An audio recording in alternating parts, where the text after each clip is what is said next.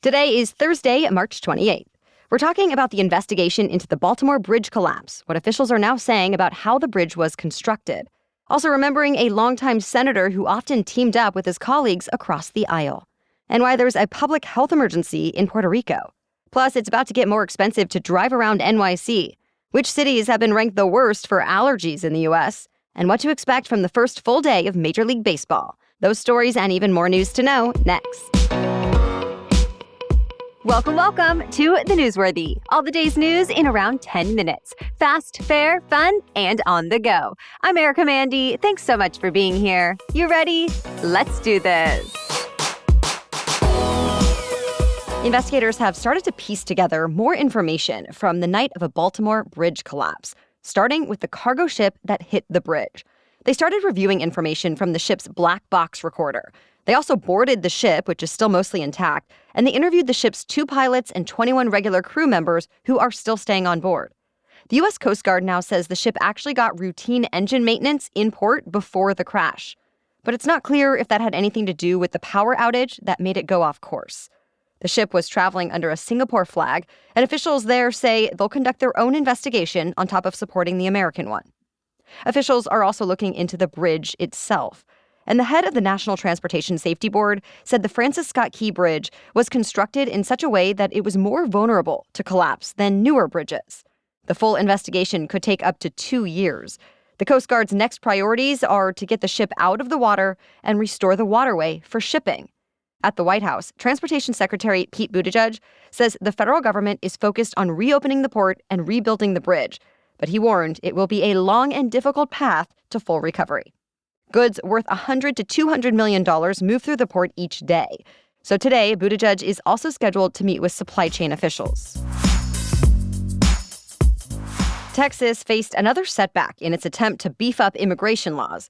For the second time now, a federal appeals court has put a temporary hold on the new state law that lets any Texas law enforcement officer arrest and deport migrants accused of entering the country illegally.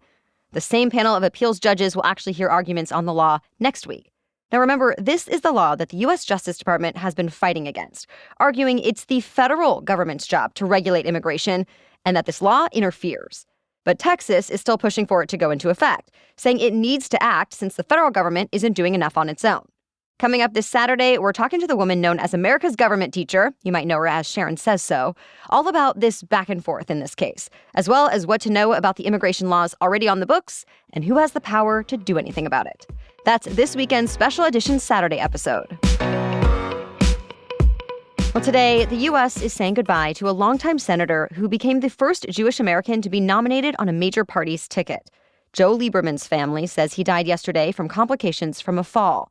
Although Lieberman was registered as a Democrat, he always said he didn't fit comfortably into the conventional political boxes. Throughout his 24-year Senate career, Lieberman supported abortion rights, environmental protections, gay rights, and gun control. But unlike other Democrats, he was known as a hawk of foreign affairs. And he became one of the legislative fathers of the Department of Homeland Security. Lieberman was chosen as Democrat Al Gore's running mate for the 2000 presidential election, one of the closest elections in American history. Then Republican John McCain considered picking him as his running mate in 2008. And Lieberman gave a speech in which he endorsed McCain at the 2008 Republican convention.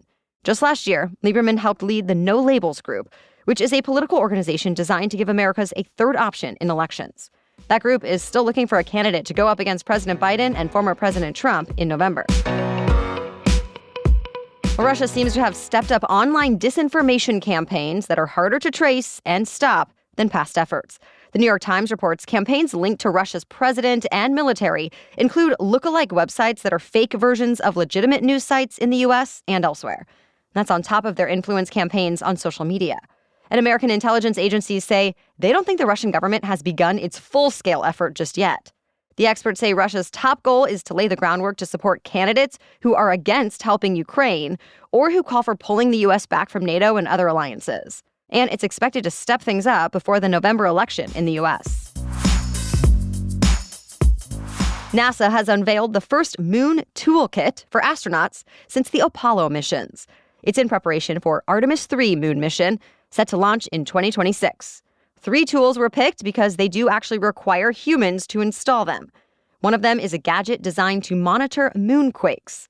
Scientists are hoping it will help them better understand how the moon was formed and evolved over time. The next tool is an experiment meant to study the potential for growing crops on the moon.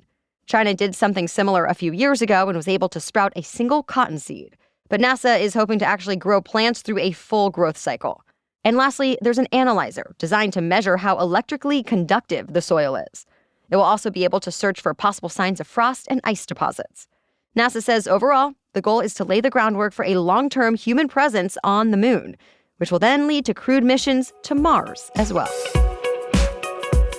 More news still ahead, but first, support for this episode comes from OneSkin. It is spring now, and I thought it was interesting to learn that our skin goes through a big transition between seasons, not just on the surface, but at the cellular level. So yes, protecting our skin against the sun's UV rays is important, but so is nurturing our skin even beyond that. OneSkin's products actually work from the inside out with their scientifically proven peptide called OS1. And I love when there's good data to back a product up. In a third-party 12-week clinical study performed by third-party research organization, OS1 Face, which I use every morning and night, by the way, was clinically proven to strengthen the skin barrier, improve skin health markers, and diminish visible signs of aging. Wrinkles were diminished in 87% of users. And I can share that my personal experience aligns. I can truly tell the difference in how my skin looks and feels after just a few months of using it twice a day. OneSkin is the world's first skin longevity company. By focusing on the cellular aspects of aging, OneSkin keeps your skin looking and acting younger for longer. Get started today with 15% off using code NEWSWORTHY at oneskin.co. That's 15% off oneskin.co with the code NEWSWORTHY. After your purchase, they'll ask you where you heard about them, so please be sure to support our show and tell them we sent you. Help your skin stay younger and healthier for longer with OneSkin. Now back to the news. New York City is moving forward with America's first congestion tolls. Transit officials approved a $15 fee for drivers headed to the busiest part of Manhattan, the Central Business District, during daylight hours. The tolls are higher for larger vehicles like sightseeing buses and lower for motorcycles or late-night drivers. Supporters say this will push more people to use public transportation and free up the roads to speed up public buses and emergency vehicles that don't have to pay. Plus, the money made from tolls will go toward improving the subway system. But critics argue the fees are just a burden on workers, especially those who commute from other states or boroughs and already spend $15 in bridge and tunnel tolls. They also say the extra cost will mean goods driven to the city by truck will become more expensive. If the congestion pricing plan survives legal challenges, it is expected to go into effect in June. Puerto Rico has issued a public health emergency in response to an unusually fast rise in dengue cases. The island has recorded about 550 cases of the mosquito-borne disease just so far this year. That's a 140% increase as compared to the same time last year. Most people who get dengue will either be asymptomatic or only deal with mild symptoms like fever, muscle and joint pain, and nausea. But in rare cases, dengue can be serious and potentially deadly, and there's no specific medicine to treat it. So Puerto Rico's public health emergency now includes early detection, education, and more. Dengue has been surging other places as well, like Brazil, Peru, and Argentina. The CDC has issued warnings for Americans traveling to several tropical and subtropical areas. It says the best way to protect yourself is to avoid getting bitten by mosquitoes. And you can do that the usual ways, like using insect repellent, wearing loose-fitting clothing that covers your arms and legs, and so on. It seems the legal saga between Disney and Florida's government is finally coming to an end. This week, Walt Disney Co. reached a settlement with allies of Governor Ron DeSantis over control of Disney World's special tax district. To recap, for half a century, Disney basically acted with the same authority as a county government. But Governor DeSantis signed a bill last year to take control of that district. He handed that authority over to the new Central Florida Tourism Oversight District and appointed members to a board of supervisors. DeSantis says he wanted to make sure Disney paid its fair share of taxes. But the timing caused a lot of backlash. The governor's push for the change came when Disney publicly clashed with him over what critics call the Don't Say Gay law, the one that keeps educators from giving lessons on sexual orientation or gender identity. So Disney filed a lawsuit against the governor over allegations that the state was just retaliating and violating the company's First Amendment rights. And it went back and forth in court for a while. Well, this new settlement ends that legal fight. The newly supervised district does stay in place, but the agreement means some of the deals made before that change will be voided. It also suggests Disney and the new board will negotiate a new development agreement in the near future. Dollar Tree is raising prices again. The discount chain announced its items will now range from $1.25 to $7, a big hike from the $5 price limit set less than a year ago. Dollar Tree says it's changing things up as a way to add new products. Items closer to $7 will include food and snacks, as well as pet and personal care products. But the store says it will keep introducing new, lower-cost items, too. Dollar Tree CEO says customers will be able to afford the new pricing model, too, since the chain is apparently seeing more and more customers who earn more than 6 figures a year. This also comes as the chain is going through a bit of an overhaul, opening hundreds of Dollar Tree stores while closing hundreds of Family Dollar stores. Several thousand stores are still standing. Baseball fans, the wait is over. Today is opening day for most teams in the MLB. This is an exciting one since several stars are set to debut with new teams, and some top prospects are coming up to the big leagues for the first time. All 30 teams were supposed to play today for the second straight year, but a couple of games in New York and Philadelphia ended up having to be postponed today because of rain in the forecast. The Texas Rangers are defending World Series champions, but the Los Angeles Dodgers are entering the new season as favorites. Of course, anything can happen. The regular season continues through the end of September. That's it for the main news today, so now it's time for Thing to Know Thursday. But first, I want to take a minute to talk about our sponsor, Vessi. I know I feel better overall when I get outside and I get active. But when I don't have the right gear, especially when the weather is unpredictable this spring, it's harder to live that life that I really want. And that's why I'm sort of obsessed now with my Vessi shoes. I have 2 pairs, and I'm literally wearing at least one of them every day because Vessis are so comfortable, they're easy to get on and off when I'm on the go, and they are super stylish. I love how they look. Plus, get this, they're also 100% waterproof.